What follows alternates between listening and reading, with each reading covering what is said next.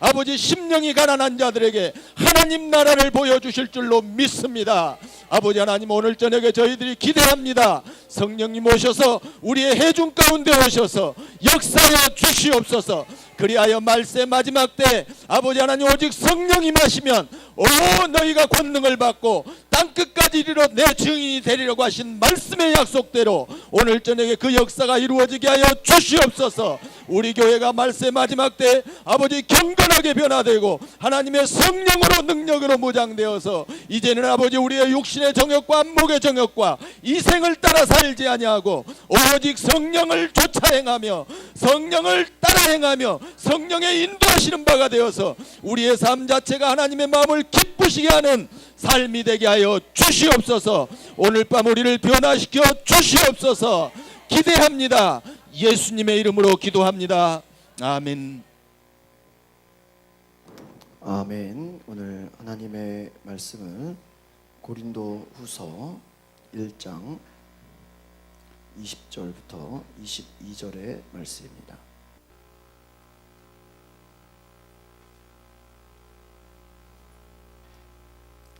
오늘 하나님의 말씀은 고린도 후서 1장 20절로 22절의 말씀입니다. 다 같이 한 목소리로 봉독하시겠습니다.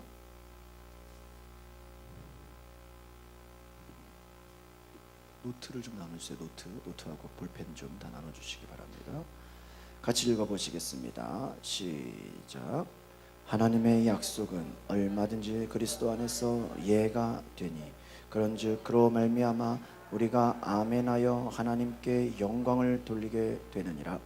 우리를 너희와 함께 그리스도 안에서 굳건하게 하시고 우리에게 기름을 부으신 이는 하나님이시니 그가 또한 우리에게 인치시고 보증으로 우리 마음에 성령을 주셨느니라. 아멘. 우리가 영상을 하나 같이 보시겠습니다.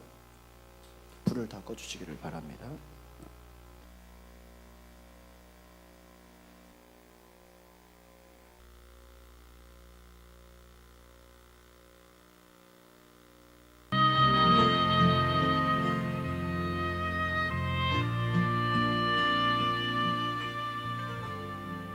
인생의 기쁨은 하나님의 은혜를 누리는 것입니다.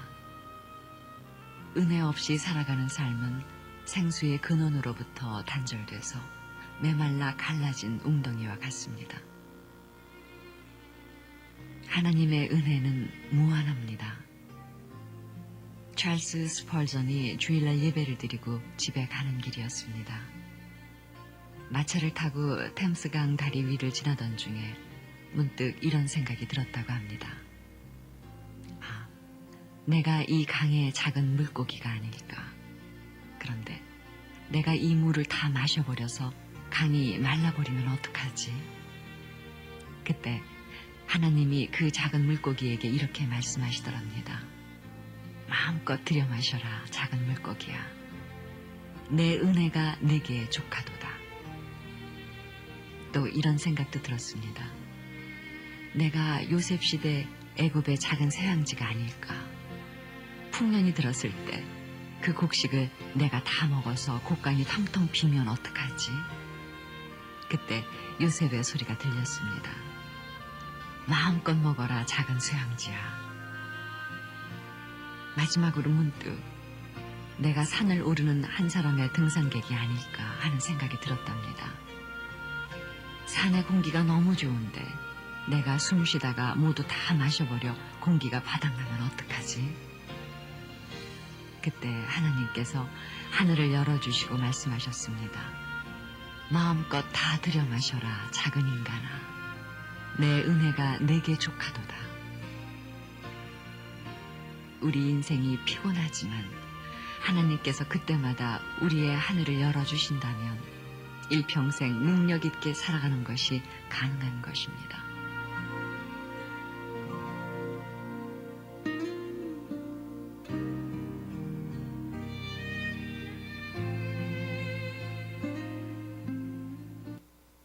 불을 켜주시기를 바랍니다. 네, 불을 켜주시기를 바랍니다. 여러분, 노트를 준비해 드렸습니다. 원래 첫 시간부터 드려야 되는데 준비를 못해서 저희가 여러분 그 노트와 혹시 필기구가 있으시면 앞으로 우리가 말씀을 나누는데 여러분이 혹시 좀 암기가 필요하다, 좀 메모가 필요하다고 하신 분들은 뒤에 저희가 노트를 다 준비했습니다. 여러분 갖고 다니시면서 말씀을 들을 때 메모하시기를 바랍니다. 오늘 고린도후서 1장 20절로 22절에 있는 말씀을 저희들이 함께 나누려고 합니다. 이곳에 예배하러 나오신 모든 분들에게 주님의 은혜와 소망이 넘치시기를 소망합니다. 우리 다 함께 고백합시다. 성령으로 살자. 옆에 있는 분에게 인사합시다. 성령으로 삽시다. 네. 우리가 성도는 성령으로 사는 사람들입니다. 그래서 이것이 주님의 소원이고 오늘날 교회의 사명이다라는 것입니다. 성경은 너희가 영의 사람이 되라 그렇게 말하고 있습니다. 여러분 오늘도 우리가 성경을 여러 군데 이제 많이 찾으려고 합니다. 아마 성경을 평소에 잘 안 보신 분들은 좀 힘들 수도 있습니다. 그러나 여러분 이렇게 우리가 성경 말씀을 직접 찾아보는 것이 하나의 영적인 훈련이다라는 것입니다. 여러분 소위 어떤 신천지나 안상홍 증인회 같은 어떤 이단 사이비들의 그 특징이 뭔지 아십니까? 그들은 자신들이 중요하게 생각하는 성경의 말씀들을 매우 잘 찾는다는 거예요. 그래서 어디에 뭐가 있는지를 막 기록해놓고 접어놓고 동그라미 쳐놓고 줄쳐놨습니다. 그래서 그 말씀을 달달 외워서 오히려 잘 믿고 있는 자들, 그냥 교회에 잘 다니는 자들을 말씀으로 유혹하고 말씀으로 넘어뜨린다는 거예요. 그런데 여러분 오히려 우리가 일반 교회 다니는 사람들은 교회는 오래 다니고 봉사도 많이 하고 은혜도 많이 받았는데 때로는 이단들이 찾아와서 공격하고 성경을 찾아가면서 이렇게 질문을 하면 같이 성경을 찾아서 대답을 해야 되는데 대답하지 못한다는 거예요. 여호와 증인 아시죠? 여호와 증인 특징이 뭔지요? 그들은 삼위일체를 부정해요. 예수 그리스도를 하나님의 아들로 인정하지 않고 성령은 그냥 하나님의 능력이다, 그냥 파워다. 성령을 인격으로 인정하지 않고 성령을 하나님으로 인정하지 않아요.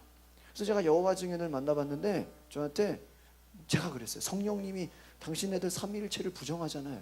아니래. 우리는 하나님만을, 여호와만을 믿는데 당신 성령을 하나님으로 믿어요? 성령은 하나님의 파워지, 능력이지 어떻게 성령이 하나님이냐. 그냥 하나님의 원동력이래. 그 성령이 하나님인 거 모르세요? 성경에 어디에 나왔냐? 내가 찾아주고 싶었어. 그러니까 자기들이 꼭 자기들이 배우고 훈련받은 게 성경을 다 안다고 생각해요. 그래서 여러분 이사야서에도 예수께서 나무에 달린 자마다 저주에 받은 것이다. 나무에 달린 자가 저주받은 것이라 나오기 때문에 그들은 예수를 저주받은 자라고 생각해요. 유대인들처럼.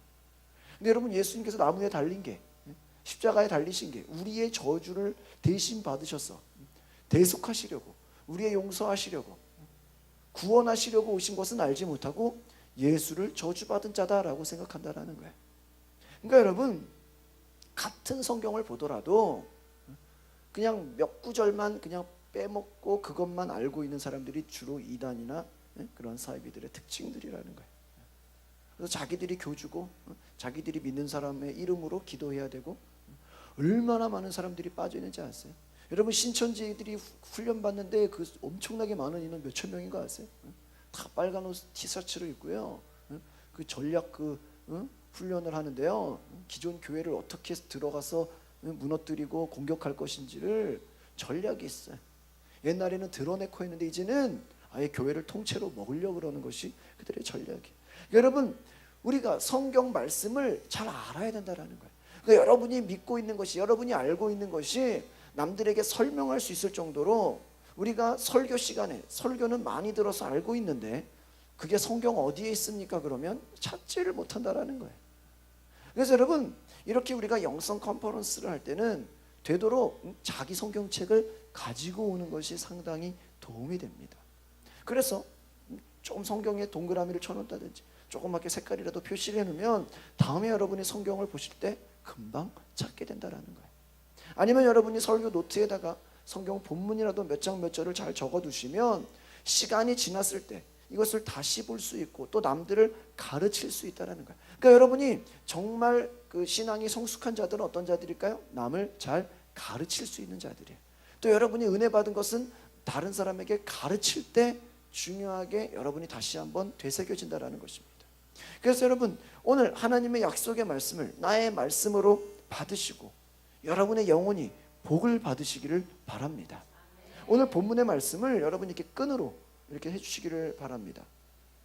오늘 본문의 말씀을 고린도후서 1장 20절에 있는 말씀을 여러분이 성경책 있으시면 이게 끈으로 이따가 또 볼 수 있도록 해두시기를 바랍니다.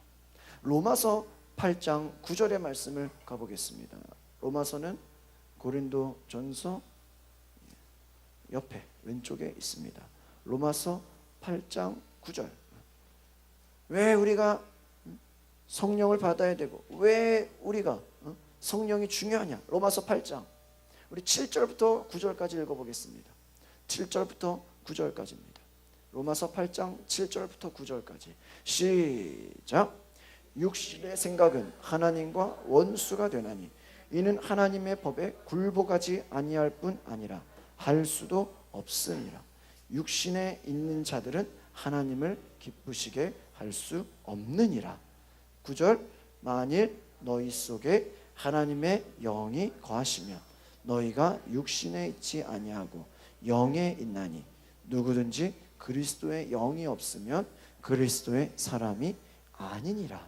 그러니까 여러분 로마서 8장 7절부터 9절까지의 말씀이 무엇이에요?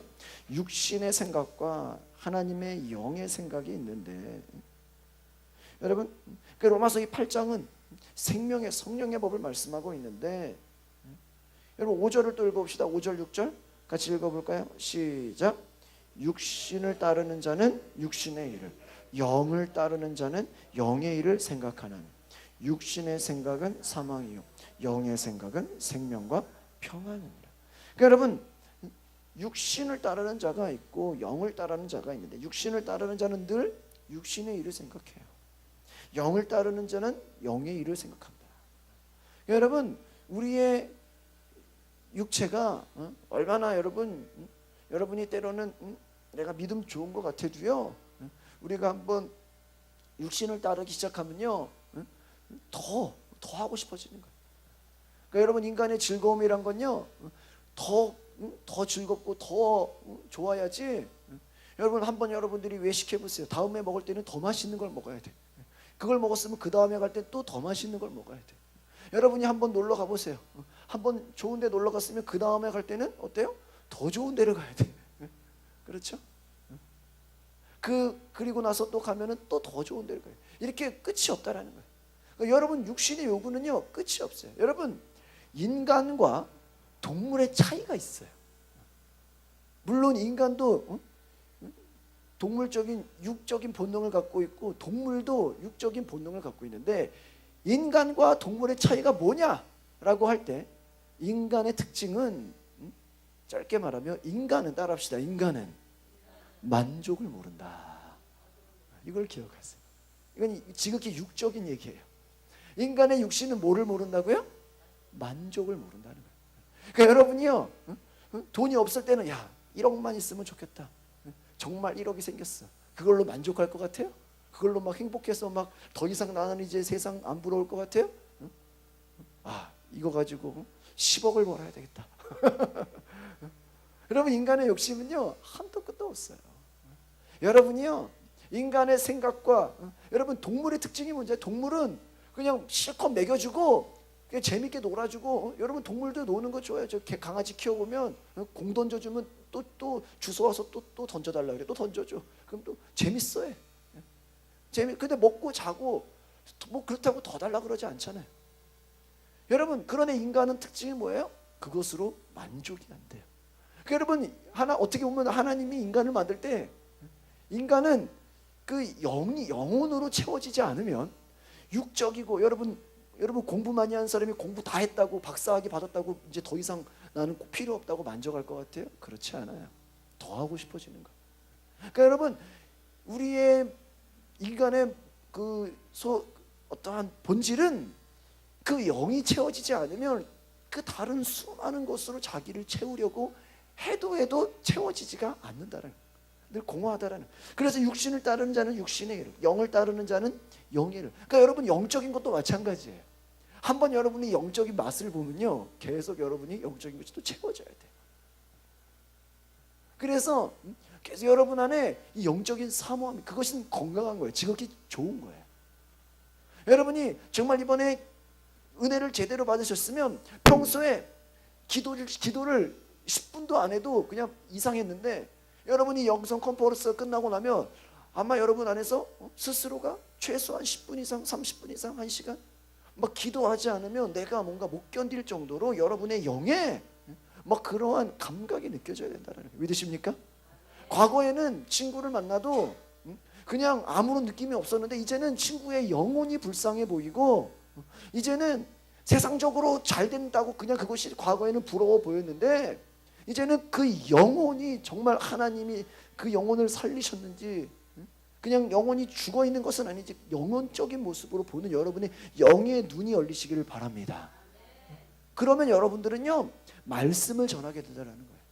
영의 말씀을 증거. 그러니까 여러분, 저는 그렇게 생각해요. 우리 이 영성 컨퍼런스는 여러분이 훈련받아서 어떤 리더십, 또 여러분이 훈련받고 여러분이 배우면 여러분이 증거하는 자가 되는 거예요.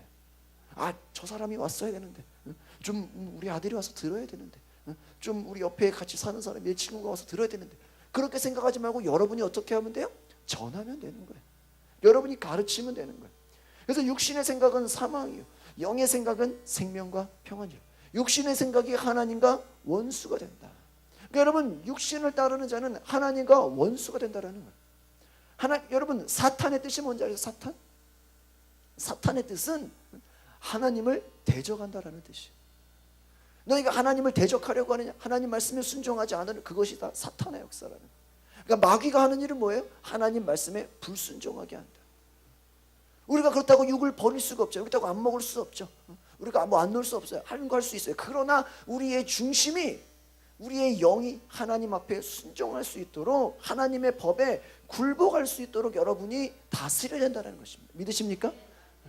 우리가 그냥 천국 간다, 금방 천국 간다면 얼마나 좋아요. 그것이 아니잖아요. 그러니까 우리가 하나님 말씀에 이런 집회를 통해서 여러분이 기도하고 여러분이 훈련받으면, 여러분이 과거에는 30분을 기도하면 몸이 근질근질하고 막 죽을 것 같은데, 이제는 내 영이 나를, 내 몸과 내 생각을 장악해서 기도하게 한다는 것입니다.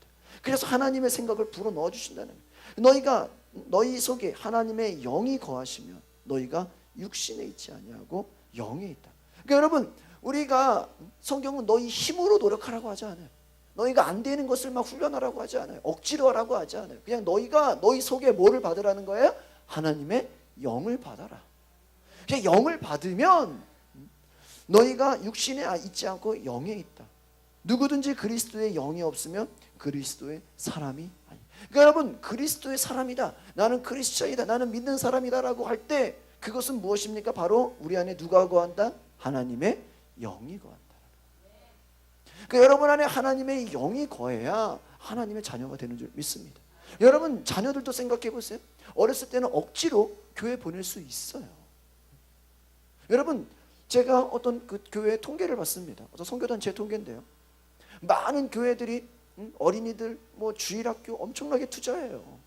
막 거기다가 막 돈 쓰고 투자합니다. 그런데 여러분, 오늘날 어떤지 아세요? 어떤 그 선교단체에서 조사를 했는데, 일반 모든 교회들 중에서 어렸을 때 교회를 계속 다녔지만 중학교, 고등학교를 졸업했을 때, 고등학교 3학년을 졸업했을 때, 그들이 수능이 끝나고 청년이 되었다고 졸업했을 때 얼마나 교회에 남는지를 조사해 봤어요. 일반적인 교회들을. 그러니까 몇 명 남냐? 10명이 예를 들어 고3을 졸업하면 2명에서 3명만 교회를 남는다라는 거예요. 나머지는 어떻게 한다고? 교회를 같이 졸업해버려요. 그러니까 고3 때 얼마든지 힘들게 수능 준비하면서 교회 다니고 하나님 말씀 듣고 훈련받고 수련회도 갔다 오고 막 은혜도 받고 얼마나 하나님의 사람이 됐습니까? 그런데 그들이 이제 고등학교를 졸업하고 세상에 나가면서 그냥 세상으로 가버리는 거야. 아예. 그러니까 여러분 얼마나 우리 기독교 교육이 약한 것입니까? 근데 저도 실제로 보니까 그래요. 정말 그래요. 요즘 아예 큰 교회에서는요, 여러분 고등학교 3학년 졸업할 때 성가대라든지 교사로 빨리 스카우트를 안 해가면 청년부에 안 올라가. 그러면 교회도 잘 안 나와. 그러니까 막 목사님들이, 교육 목사님들이 야, 얘 성가대 안 하면은 이러다 교회 안 나오면 어떡하냐. 얘 교사라도 해서 교회에 정착시켜야 되지 않냐. 여러분 이게 얼마나 안타까운 현실이에요. 그러니까 여러분 캐톨릭에서 뭐라 그러는지 알아요? 아이가 태어났을 때 7살까지만 캐톨릭에 제대로 보내면 거기는 교리 교육을 시키거든요. 교리를 교육을 시키니까 7살까지만 우리한테 훈련시키면 그 이상은 그냥 아무데나 데려가도 책임 안 진다. 그 말은 무슨 말이에요? 7살까지 자기네들을 확실하게 교육을 시키기 때문에 그 이후에는 내버려둬도 얘는 캐톨릭이라는 거예요. 그만큼 캐톨릭도 강하게 훈련시켜요. 그러니까 여러분 오늘날 우리가 얼마나 열심히는 하고 봉사도 하고 프로그램도 있고 그렇잖아요. 교회 안에 재밌는 것도 있고 게임도 있고 수련회도 있지만 정말 궁극적인 하나님의 성령이 없으면 언제 그냥 어떻게 될지 모른다는 거예요. 교회에 다닌다고 다 기독교인이 아니라는 거예요. 그리스도의 영이 없으면 그냥 세상 가운데 나와서 세상이 먹어버리면 먹힌다라는 거예요. 그래서 여러분 믿음 좋은 아이들도요, 주일날 몇 번 이렇게 MT 가고 빠지다 보면요 금방 그냥 교회 안 나와버려요. 그러니까 여러분 우리의 믿음이 대단한 것 같아도 그냥 훅 불면 그냥 떠나간다라는 거예요. 그러니까 여러분 이와 같이 그리스도의 영을 가진 사람이 하나님의 사람인 줄 믿습니다. 여러분 안에 하나님의 자녀된 그리스도인은 성경에서 말하기를 성령의 인도하심을 따라서요. 그러니까 성령이 거하시면 너희가 성령의 인도. 갈라디아서 5장을 가보겠습니다. 여러분 갈라디아서는 로마서의 압축판입니다.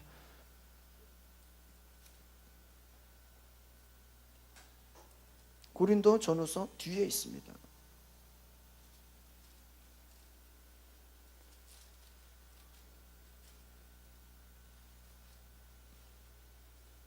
갈라디아서 5장 16절에서 18절까지의 말씀입니다. 같이 읽어보시겠습니다. 신약성경 307페이지입니다. 시작. 내가 이르노니 너희는 성령을 따라 행하라. 그리하면 육체의 욕심을 이루지 아니하리라. 육체의 소욕은 성령을 거스르고 성령은 육체를 거스리나니 이 둘이 서로 대적함으로 너희가 원하는 것을 하지 못하게 하려 함이니라. 너희가 만일 성령의 인도하시는 바가 되면 율법 아래 있지 아니하리라. 아멘. 이 갈라디아서 5장은 우리가 아까 그런 본 말씀과 대칭이 되는 이 어떤 요약과 같은 말씀이에요. 그래서 육체의 일과 성령의 열매를 말해주고 있어요. 그러니까 여러분 너희는 어떻게 하라는 거야? 무엇을 따라 행하라? 성령을 따라 행하라. 그러니까 여러분 성령으로 살자 이것이 단지 구호가 아니라 바울이 그렇게 강조하는 것이 너희는 성령을 따라 행해라. 그리하면 육체의 욕심을 이루지 않아요. 여러분 어떠한 예를 들어 어떤 사람이 막 술을 너무 먹고 싶단 말이에요. 그럼 그 먹고 싶은 거에다가 우유를 막 갖다 집어넣어봐. 그러면 우유가 배가 불러가지고 술 먹고 싶은 게 더 올라온다니까. 그러니까 여러분 그냥 우리 기독교의 신앙은요 그냥 비우는 신앙이 아니에요. 어떤 잘 모르는 사람들은 기독교의 신앙을 다 그냥 비우라 그래. 다 그냥 없어지는 거라 그래. 다 그냥 허하면 된다 그래. 그게 아니에요. 성령을 따라가야 되는 거예요. 그러니까 여러분 물고기가 거슬러 올라가든지 같이 떠내려가든지 둘 중에 하나예요. 여러분 신앙도요 정체된 건 없다라는 거예요. 여러분이 성령을 따라 올라가든지 아니면 그냥 세상 풍조를 따라 흘러가든지 둘 중에 하나라는 거예요. 그러니까 여러분 성령을 따라 행하라. 그리하면 육체의 욕심을 이루잖아요. 육체의 소욕은 뭐야? 성령을 거스리고 성령은 육체를 거스리는 이 둘이 서로 대적함으로 원하는 것을 하죠. 그러니까 여러분이 이와 같이 여러분 18절의 말씀을 다시 읽어봅시다. 시작. 너희가 만일 성령이 인도하시는 바가 되면 율법 아래 있지 아니하리. 여러분 너희가 성령의 인도하는 바가 되어야 된다는 거예요. 그러니까 여러분이 보세요. 여러분의 노력으로 하나님 말씀을 다 지킨다고 하면 얼마나 힘들어요. 이웃 사랑하는 게 마음이 없는데, 감동이 없는데 어떻게 사랑이 되고. 여러분 억지로 만약에 교회 나오는 것도 수요일날 나와야 되고 금요일날 나와야 되고 새벽 기도해야 되고, 그게 억지로 한다면 얼마나 힘들어요. 군대 가면요 그런 게 있어. 군 예배를 들어보니까 불교랑 천주교는 주일에 아침밖에 안 모이거든요. 근데 교회는 주일 아침만 모이는 게 아니라 주일 저녁에도 모이죠. 수요일날도 모이죠. 또 가끔 무슨 모임한다고 모이죠. 그러니까 옆에 다른 지휘관에서 무슨 교회는 그렇게 많이 모이냐 그러는. 여러분, 그러니까 여러분 우리가 성령이 인도하는 바가 되고 성령을 따라 행하게 되면 무슨 예배가 있든 뭐가 있든 힘들지가 않은 거예요. 즐거운 거예요. 왜? 성령이 따라 내 안에서 움직이고 있기 때문에. 그러니까 여러분이 신앙생활이 왜 힘듭니까? 왜 낙심해요? 왜 시험에 들어요? 왜 막 억지로 하는 것 같고 왜 짜증나요? 본질은 뭐예요? 성령의 인도함을 받지 않기 때문이라는 거예요. 본질은 하나님의 영이 거하시지 않기 때문. 억지로 그것을 인간적인 힘으로 풀어준다고 되는 것이 아니라는 것이. 여러분 우리의 신앙이라는 것이요, 어떤 그냥 말씀의 경전, 그냥 원리를 따라 지키기만 하면, 어떤 매뉴얼대로, 여러분이 어떤 직장에 간다든지 어떤 취직을 하면 매뉴얼이 있잖아요. 따라가는 규칙이 있잖아요. 그냥 규칙만 따라 지키기만 하면 다 된 것 같은 그러한 종교적 형식적인 생활이 아니라는 거예요. 그것은 어떻게 보면 껍데기와 같아요. 형식과 같아요. 여러분이 때로는 나는 11조도 잘 드리고 봉사도 잘하고 예배도 빠지지 않았고 다 참석했고 직분도 잘 감당했고 나에게 주어진 일을 다 했다고 할지라도 여러분이 성령의 인도함을 받지 못하면 계속 나의 생각과 나의 원칙과 내 나름대로 자기 열심으로 할 수 있다라는 것이죠. 그래서 여러분 성령의 인도함 받지 않고도 여러분 얼마든지 내 종교적인 열심과 나의 정성만으로도요 신앙생활을 할 수 있어요. 여러분 성령 없이도 얼마든지 잘하는 사람들이 많다니까요. 그들은 성령을 인정하지 않습니다. 교회 안에서도요 너무나 때로는 열심인 사람들이 때로는 영적인 일에 성령의 일을 회방해요. 왜 그렇게 기도하냐? 왜 그렇게 소리를 내면서 기도하냐? 뭐 그렇게 방언으로 기도하냐? 오히려 성령으로 행하는 사람들을 비난한다니까요. 오히려 핍박한다니까요. 교회 안에서도 성령으로 행하는 일들을 회방하는 일이 얼마나 많은지 아십니까? 핍박하는 거예요. 여러분 성경에 예수님이 강조하신 말씀 중에 어떤 말씀이냐? 너희는 성령을 모독하지 말라. 너희는 성령을 회방하지 말라. 그것은 금세에서나 내세에서나 죄사함이 없다 그랬어요. 여러분 성령을 회방하는 것은 죄사함이 있고, 회개한다고 용서가 되어야 한대요? 안 돼. 그냥 가는 거예요. 어떻게 할 수가 없는 거예요. 그만큼 예수님도 성령을 모독하고, 예수님 귀신 쫓는 것을 가지고 막 모독했잖아. 바리새인들이. 예수님이 성령으로 행하는 것에 대해서 얼마나 예수님도 욕을 먹었어요. 그러니까 여러분 예수님도 성령으로 행하는데 예수님을 회방하고 성령이 하는 것을 귀신이 하는 것이다, 마귀가 하는 것이다, 저건 이단이다, 얼마나 여러분 모독하고 회방합니까?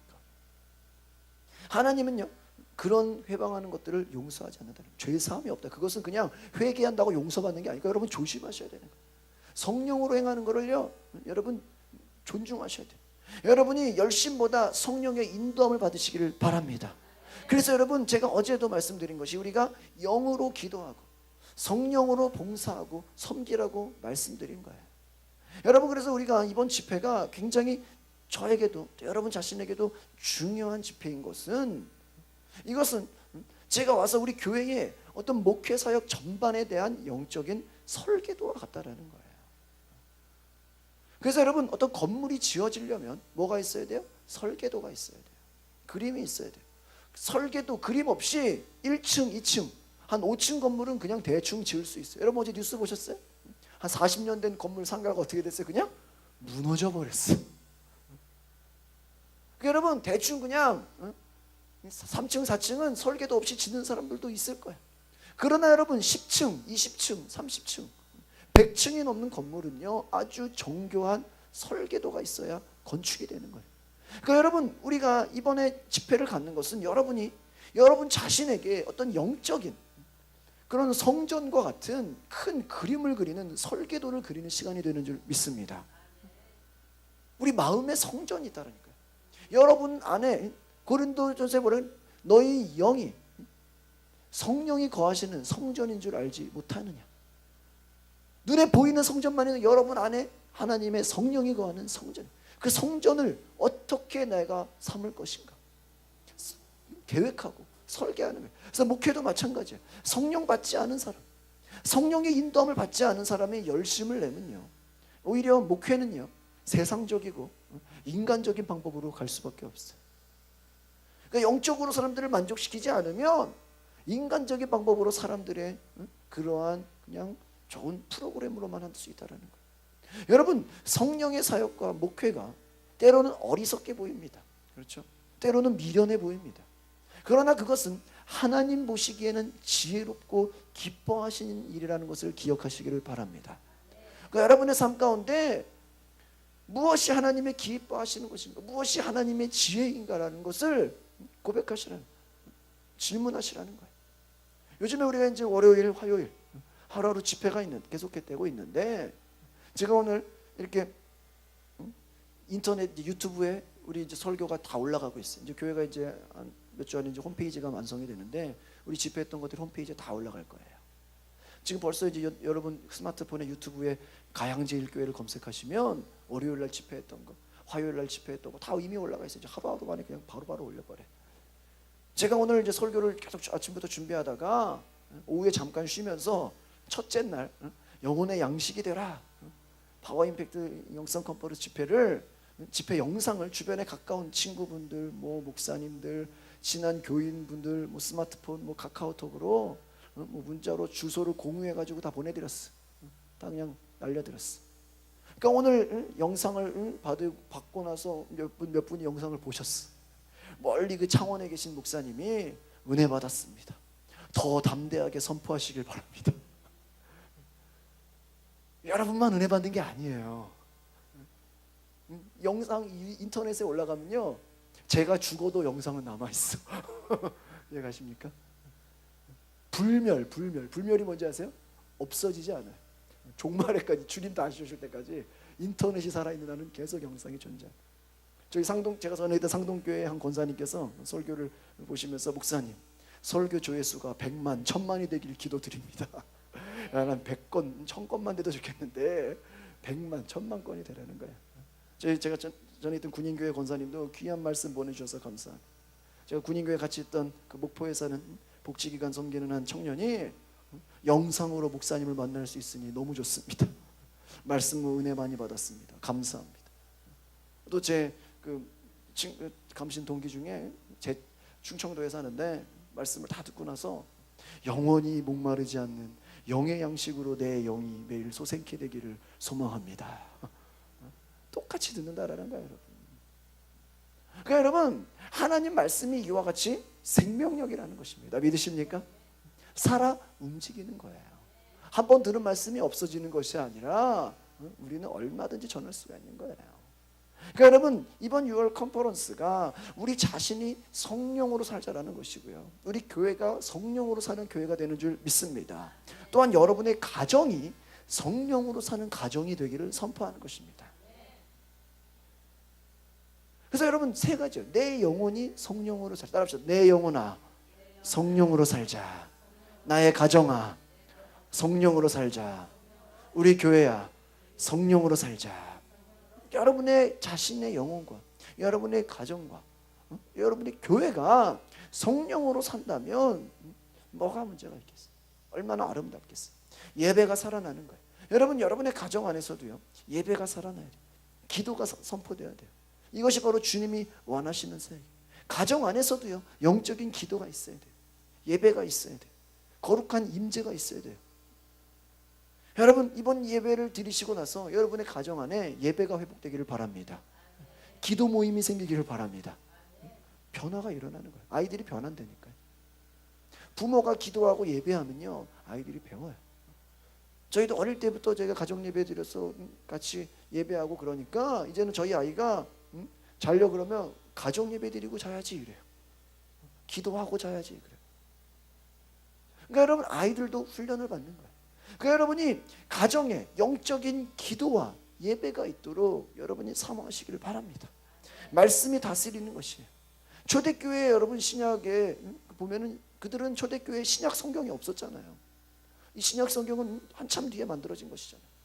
여러분 그들은 그냥 모여가지고 기도하고 삶의 간증을 나누고 그냥 고난을 이겨가면서 오직 성령의 생각과 하나님의 뜻으로 가득 채웠어요.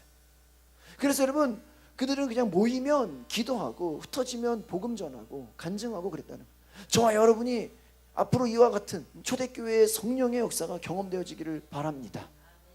오늘 말씀의 주제는 한번 따라합시다. 성령의 보증을 받자. 성령의 보증을 받자라는 거예요. 여러분 성령의 보증을 받자라는 것이 얼마나 중요한 것인가. 오늘 여러분 다시 본문의 말씀 고린도후서 1장 20절의 말씀으로 돌아가겠습니다. 여러분 끈을 다시 피시기를 바랍니다. 22절에 있는 말씀을 읽어보시겠습니다. 고린도후서 1장 22절에 있는 말씀입니다. 시작. 그가 또한 우리에게 인치시고 보증으로 우리 마음에 성령을 주셨네. 그러니까 여러분 우리 마음에 인치시고 보증에 우리 마음에 무엇을 주셨다고요? 성령을 주셨느니라. 그러니까 여러분 보증이 된다라는 것입니다. 20절에 있는 말씀을 다시 한 번 더 읽어보겠습니다. 하나님의 약속은 시작. 하나님의 약속은 얼마든지 그리스도 안에 예가 되나니 그런즉 그로 말미암아 우리가 아멘하여 하나님께 영광을 돌리네. 여러분 하나님의 약속은 뭐예요? 얼마든지 그리스도 안에서 뭐가 된다고요? 예가 된다. 예스가 된다는 거예요.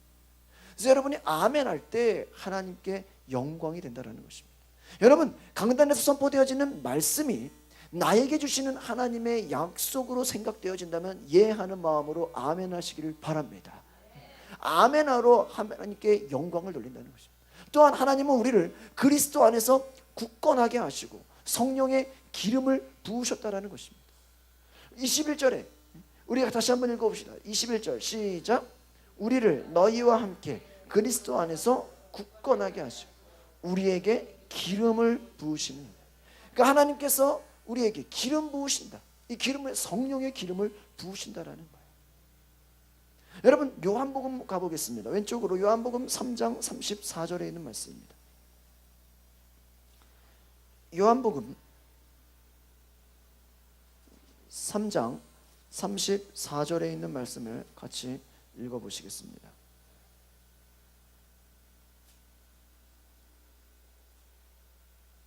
같이 읽어보세요. 요한복음 3장 34절의 말씀입니다. 시작.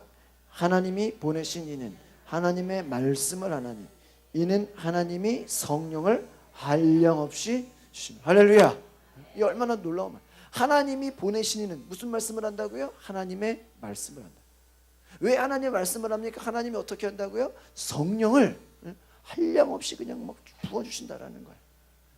여러분 우리가 성숙한 신앙인이 되려면요 이와 같이 성령을 한량없이 받음으로 성령의 감동받는 자가 되어야 되는 줄 믿습니다. 그래서 여러분들이요 찬양하면서도 성령의 감동을 받을 수 있고요, 말씀을 들으면서도 성령의 감동을 받을 수 있고요, 기도하면서 성령의 감동을 받을 수 있고요. 여러분이 성령으로 우리의 신앙이 성장하지 않으면 우리는 성숙한 영적 생활을 할 수 없다는. 그러니까 여러분 얼마나 많은 사람들이 교회를 다니기는 다니는데 맨날 정체돼서 더 성장하지 않으니까 그냥 느끼지도 못하고 경험하지도 못하고 그냥 그 상태로 주저하는 사람이 얼마나 많습니까? 저희들이 어제 나눈 말씀을 생각해보면 많은 사람들이 예수를 믿으면서도 자기 열심으로 기도하고 자기 열심으로 봉사하기 때문에 하나님 보시기에 온전하다고 말할 수 있는 기준이 없다라는 거예요. 여러분 성령의 이끌림을 받아야 하나님이 원하시는 기도와 봉사를 할 수 있는 줄 믿습니다. 그래서 여러분의 기도가 바뀌어야 돼요. 하나님 따라서 성령님 나를 이끌어 주시옵소서. 성령님 나를 인도하여 주시옵소서. 성령님 나를 이끌어 주시고 성령님 나를 인도하여 달라고 하면 여러분의 필요를 채워주는 여러분의 봉사나 헌신, 기도도 성령에 이끌려서 한다는 것이죠. 그러면 여러분 하나님의 영 외에는 하나님의 사정을 아무도 알 수 없기 때문에 하나님의 사정을 모르는 사람은요 하나님을 위해 일하지 않습니다. 우리가 왜 영혼 구원을 해야 돼요? 우리가 왜 중보기도 해야 돼요? 우리가 왜 깨어 있어야 돼요? 하나님의 사정을 알면 그렇게 된다는 거예요. 성령에 감동되어 있지 않으면 하나님을 기쁘시게 할 수 없다라는 것입니다. 여러분 하나님께 기도하지만 성령에 의한 믿음의 기도를 하라는 거예요. 여러분 유다서 가봅시다. 유다서는 어디에 있냐? 맨 요한계시록 앞에 있습니다. 유다서는 한 장밖에 없어요. 유다서 요한계시록 전에 있어요. 유다서 20절.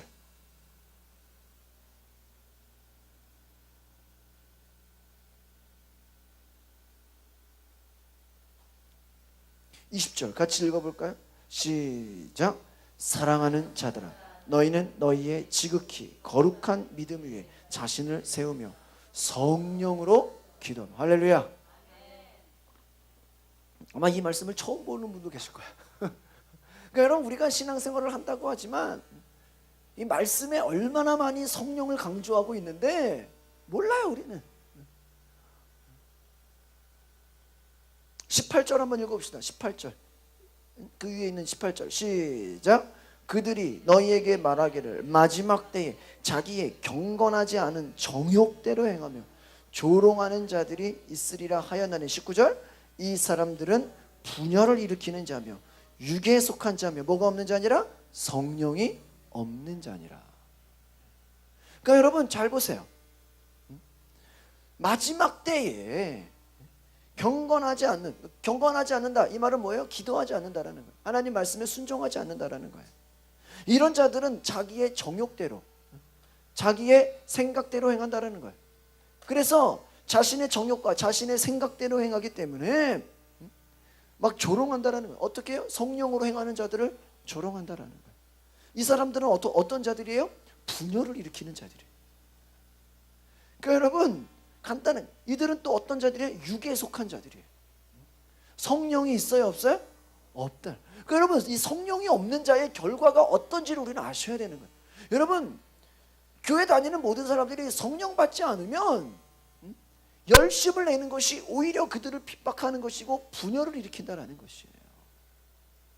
그래서 여러분 제가 오늘날 교회를 바라보면서 저는요 처음부터 어떤 큰 교회를 들어가야 되겠다라고 생각해 본 적이 단 한 번도 없어요. 왠지 알아요? 저는 너무나 교회 현실을 잘 알아요. 저는 평생 교회를 보면서 자랐어요. 특별히 오래된 교회들이나 특별히 어떤 그냥 겉으로만 그냥 성장한 교회들을 보면 목회자가 성령으로 움직이려고 해도 너무나 많은 제약들인 것을 저는 봐왔어요. 그래서 하나님께 제가 기도한 하나님 작은 교회가 좋습니다. 작은 교회를 완전 성령의 도가니로 만들겠습니다. 할렐루야.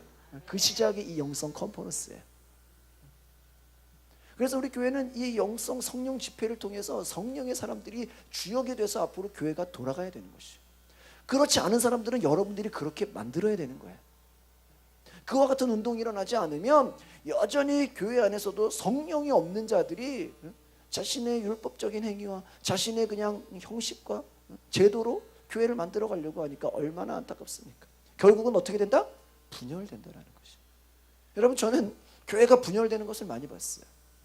얼마 전에 제가 한 2월 달에 어떤 장로님을 만났는데 하시는 말씀이 그 목사님 교회에 아들이 이제 물려받으면서 아들이 이제 그냥 목회를 하는데 처음부터 그 장로님들이 막 반대가 있었다는 거예요. 10명이면 3명이 반대. 나중에는 그분들이 교회를 분열시켜서 나갔다라는 거예요.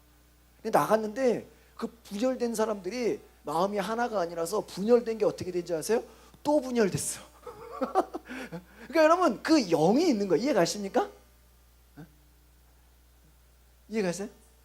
그러니까 성령으로 하나가 되지 않으면 분열됐죠? 그 분열됐으면 이제 깔끔하게 이제 할렐루야 성령 충만 될 것 같아요? 아니에요. 분열된 게 어떻게 된다? 또 분열된다니까. 그래서 500명 있는 교회가 300명 낳고 200명 분열됐는데 200명이 100명 100명으로 나눠졌대. 그래서 다 서로 다른 교회가 된 거예요. 그러니까 여러분 이것이 단순히 우리가 볼 때는 뭐 인간적인 이유가 있고 이성이 있고 어떠한 뭐 얼마든지 그런 뭐 핑계가 있겠지만 그 원리를 보면 얼마나 많은 육신의 사람들이 분열시키는 것을 보게 됩니까?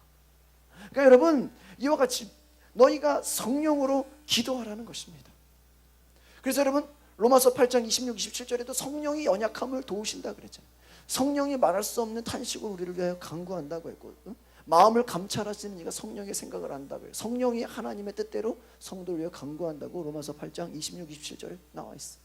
여러분, 성령은 하나님의 생각을 하시기 때문에 성도를 위해 하나님의 뜻대로 간구하시는 줄 믿습니다. 다시 말하면요, 성령은 하나님이 원하시는 것이 무엇인가를 알게 한다라는 거예요. 우선순위를 알게 한다라는 거예요. 여러분, 그래서 하나님의 생각에 합하도록 성도를 위해 간구하는 것을 기억하시기를 바랍니다.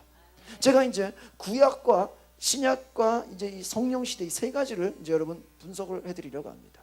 이제 구약 시대를 설명드리겠습니다. 예수님 이전에 모세의 법을 쫓아 그의 명령대로 하나님께 순종하는 행위를 가진 것이 구약이에요. 그러니까 구약은 또 모세의 법을 쫓아서 율법을 따라서 그 명령대로 어떻게 하면 돼요? 그냥 순종하면 되는 거예요. 순종하기만 하면 돼요. 여러분 보세요. 너희가 도적질하지 말라. 훔치지만 않으면 되는 거예요. 그렇죠? 살인하지 말라. 어떻게 해요? 살인하지 않기만 하면 되는 거예요. 그냥 하지 말라 그러면 안 하면 되고 하라 그러면 하면 되는 거예요. 단순해요. 그냥 보여지는 행위예요. 그래서 여러분, 이스라엘 사람들은 율법이 있어요. 그러니까 구약의 특징은 두 가지예요. 첫 번째는 따라합시다. 율법. 두 번째는 따라합시다. 선지자. 그러니까 구약의 특징은요, 율법과 선지자, 이 두 가지예요. 이것이 없이는요, 신앙생활을 할 수가 없을 만큼 아주 신앙에 있어서 중요한 존재가 율법과 선지자라는 것이에요. 그래서 여러분, 그러다가 예수님 오시기 전에 한 400년 동안 그와 같은 이제 선지자들이 없었어요. 그러니까 신구약 중간기라 그러거든요. 구약이 끝나고 예수님 오시기 전까지 이제는 400년 동안 그와 같은 선지자들이 없어가지고 빛이 없었다라는 거예요. 아무도 암흑기와 같았어요. 침묵기와 같았어요. 어둠 속에서 헤매는 것과 같이 답답하고 고통스러운 생활을 했어요. 누가 오시기까지? 예수님이 오시기까지. 구약의 말라기가 끝나면 400년이 그냥 침묵기였어요. 그 후에 예수님께서 오셔서, 여러분 잘 들으세요, 율법과 선지자보다 더 나은 확실한 믿음을 보여주셨어요. 그러니까 율법은, 선지자는 그냥 우리가 순종하면 되고 그 법대로만 행하면 돼요. 마음은 없어도 돼요. 여러분, 살인하지 말라, 죽이지만 않으면 되는 거예요. 근데 예수님 오셔서 뭐라고 했어요?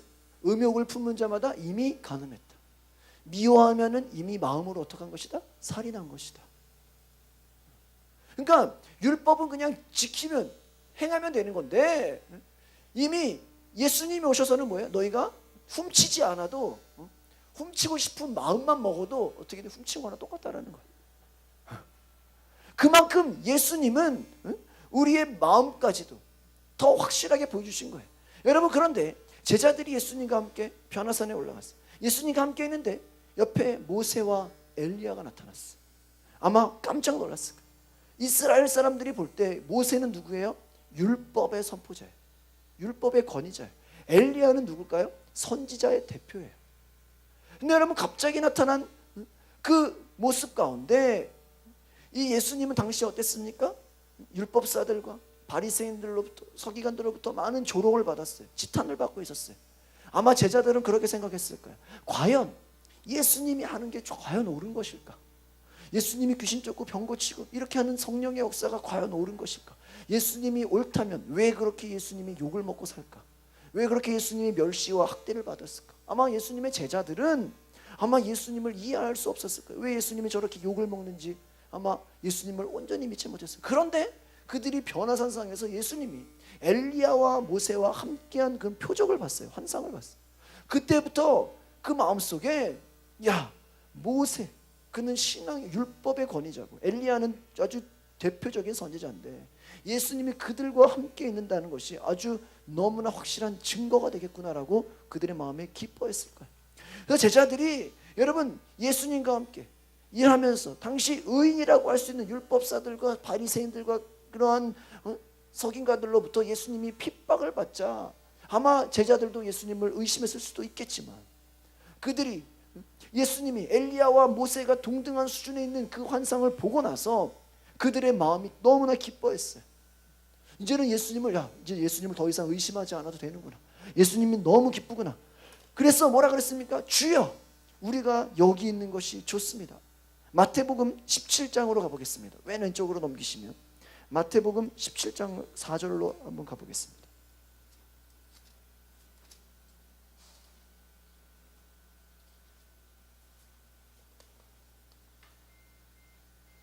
마태복음 17장입니다.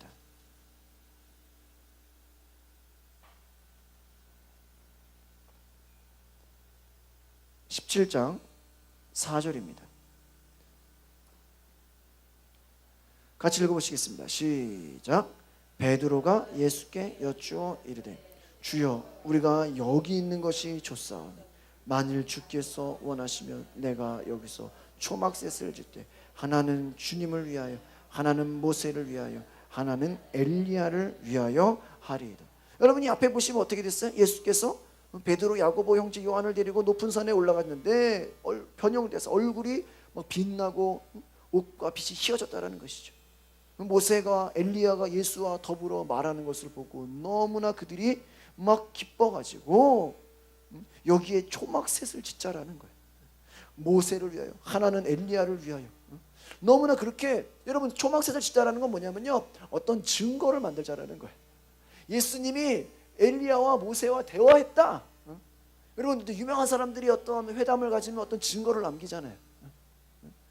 그러니까 어떤 확실한 증거를 만들어서 봐라, 저 산에 가면 초막셋이 있을 것이다. 예수님과 엘리야와 모세를 위한 초막이 있을 것이다. 그런 증거를 사람들에게 보여주려고 했을 거예요. 제자들이 예수님을 엘리야와 모세와 같은 동등한 수준으로 높여서 말하고 예수님을 이제 너무나 기뻐하게 된 거예요. 그런데 여러분 그 뒤에 어떤 일이 일어났어요? 5절의 말씀을 읽어볼까요? 5절 시작.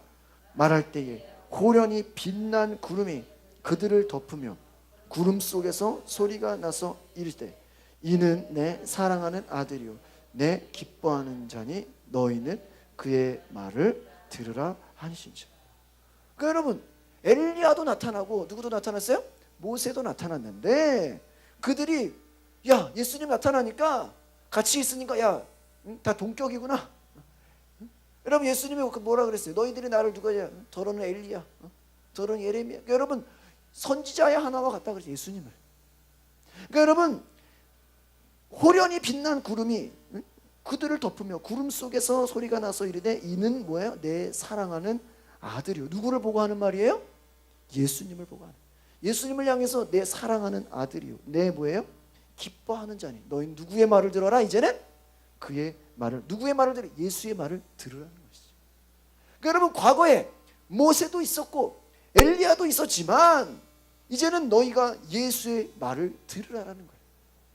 여러분 예수님은 모세보다 더 뛰어난 자입니다. 예수님은 엘리야보다 더 뛰어난 자이십니다. 믿으십니까? 그래서 여러분 이 제자들이 듣고 엎드려 심히 두려워하였다라는 것이죠. 그래서 여러분 이와 같이 예수님은 하나님의 아들이고 나의 사랑하는 아들이고 나의 기뻐하는 자다. 너희는 그의 말을 들어.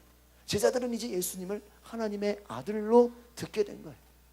하나님의 아들인 것을 확실하게 믿게 되는 거예요. 여러분 이와 같이 예수님은 구약의 어떤 선지자나 구약의 어떤 율법이나 선지자보다 뛰어나신 분이신 것을 믿으시기를 바랍니다. 그런데 여러분 그 예수님의 제자들에게 너희는 먼 날이 못되어 성령으로 세례를 받을 것이다. 예루살렘을 떠나지 마라. 내가 너희를 떠난 것이 유익하다. 내가 가면 성령이 너희에게 오실 것이다. 성령이 오시면 내가 너희와 함께 있었던 것처럼 너희에게도 함께 있을 것이다.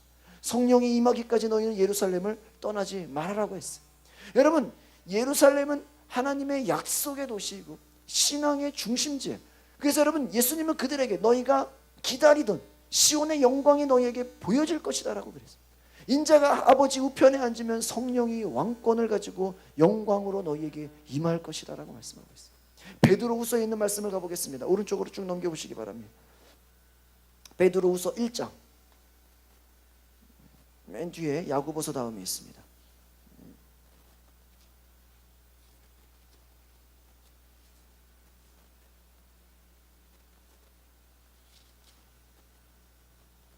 베드로후서 1장 17절로 19절의 말씀입니다.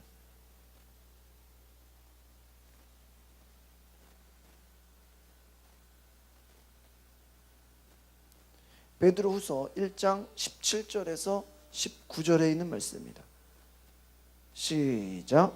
지극히 큰 영광 중에서 이러한 소리가 그에게 나기를 내 사랑하는 아들이요 내 기뻐하는 자라 하실 때에 그가 하나님 아버지께 존귀와 영광을 받으셨느니라. 18절 이 소리는 우리가 그와 함께한 거룩한 산에 있을 때에 하늘로부터 난 것을 들은 것이라. 19절 우리에게는 더 확실한 예언이 있어 어두운 데를 비추는 등불과 같으니 날이 새어 샛별이 너희 마음에 떠오르기까지 너희가 이것을 주의하는 것이 옳으니라. 아멘. 여러분 지극히 큰 영광 중에서 이런 소리가 났어요. 어떤 소리예요? 이는 내 사랑하는 아들이요 내 기뻐하는 자라. 이게 어디에 있어요? 아까 마태복음에 찾아 있는 그 말씀이에요. 내 사랑하는 아들이요 내 기뻐하는 자라.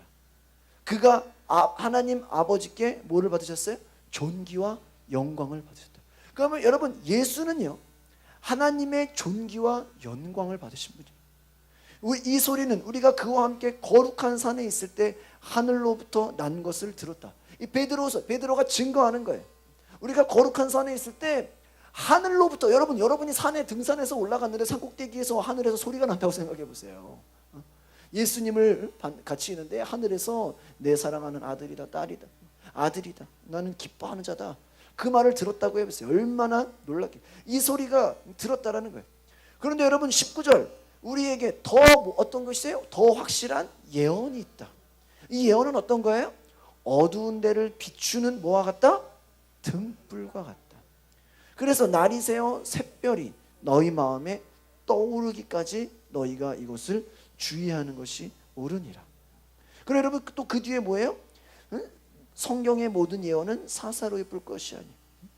21절의 말씀 같이 읽어볼까요? 21절 시작.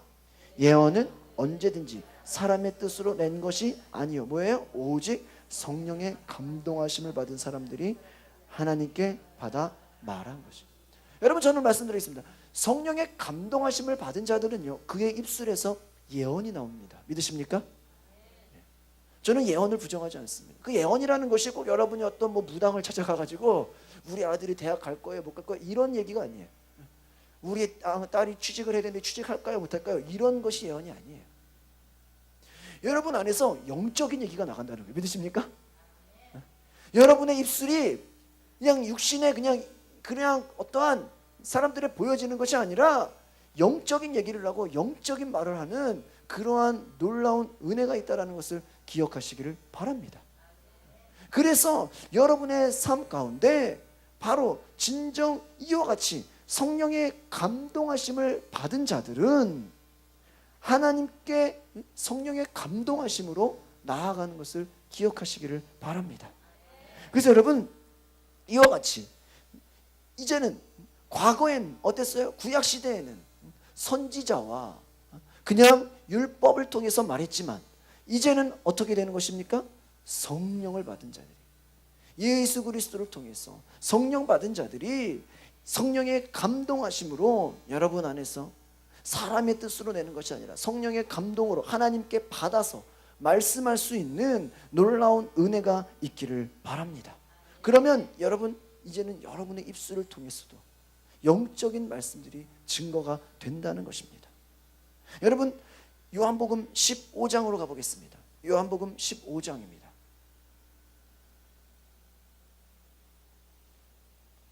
요한복음 15장 26절로 27절에 있는 말씀입니다. 그래서 6월 달에는 영적 집회를 할 겁니다. 그래서 이것을 위해서 지금 기도하는 것은 현수막을 강서구 전역에다가 현수막을 갖다 깔려 그럽니다.